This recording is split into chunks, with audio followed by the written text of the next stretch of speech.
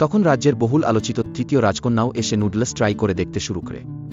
সে যখন প্রথমবার মুখে নেয় তখন তার চোখ বড় বড় করে তাকায়, এরপর চোখ বুজে গেলে এমন অনুভূতি হয় যেন সে মেঘের উপরে ভেসে বেড়াচ্ছে। তার অভিব্যক্তি দেখে পাশেই দাঁড়িয়ে থাকা প্রধানমন্ত্রীকে উপস্থিত সবাই উৎসাহ দেয়, আপনিও একবার খেয়ে দেখুন।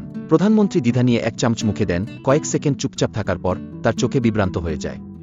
তখন পুরো সভাকক্ষেই এক উৎসবের আমেজে ভরে যায়। এরপর সবাই মিলে যখন নুডলস খেতে ব্যস্ত, হঠাৎ তখনই মহারানী সবার হাত থেকে নুডলস ছিনিয়ে নিতে বলে।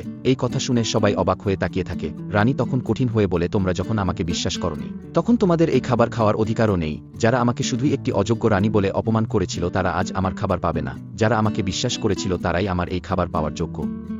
সবাই তখন চুপচাপ দাঁড়িয়ে থাকে, কিছু বলার ভাষা থাকে না কারোর। এরপর রানী আবার বলে, বলো আমি কি একজন যোগ্য রানী কিনা? তখন চারদিক থেকে সবাই বলে, হ্যাঁ আপনি সবচেয়ে বুদ্ধিমান ও সাহসী রানী।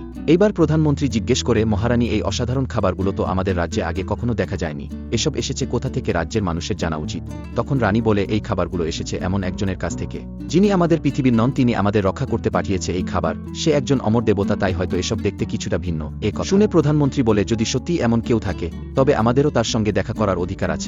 এমন একজন যার কাছ থেকে আপনি সাহায্য পেয়েছেন তাকে তো আমরাও জানতে চাই। তার সঙ্গে সঙ্গে সবাই গলা মিলিয়ে বলে, আমরা দেখতে চাই সেই অমর দেবতাকে। রানী এরপর তার ব্রোঞ্জ আয়নাটির দিকে তাকিয়ে আয়নার মাধ্যমে বার্তা পাঠান ইসুসাকে, আমার জগতের মানুষরা তোমাকে দেখতে চায়, তুমি কি আসতে পারবে?